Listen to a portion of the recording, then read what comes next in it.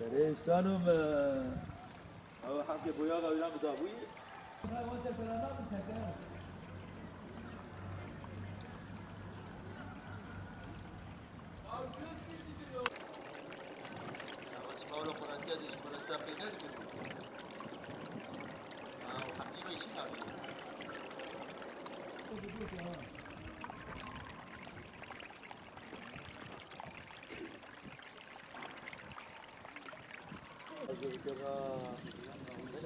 دولة تركي وفرا قربايا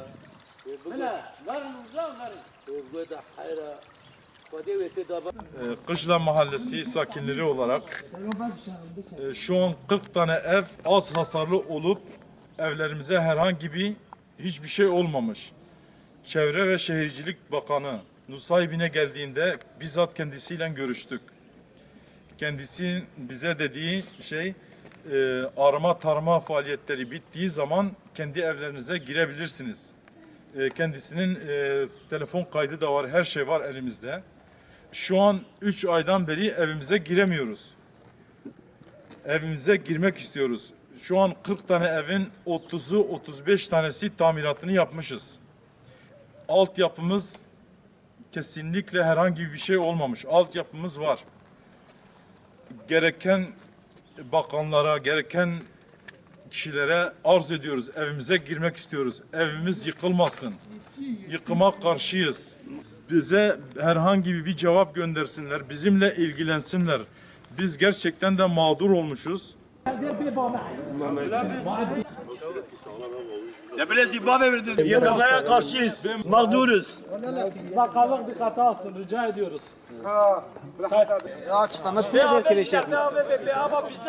Sahibine gelmişsiniz. Beni tanıyorsunuz. Şu andaki gördüğünüz arkamdaki ev benim evimdir. Bu evin yıkılmasını istemiyorum. 4 tane çocuğumla ortada kalmışım.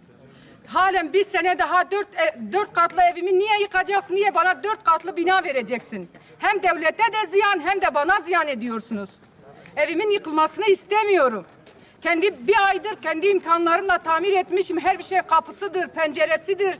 Şudur budur yapmışım, tamir etmişim. Kendi evimde oturuyorum.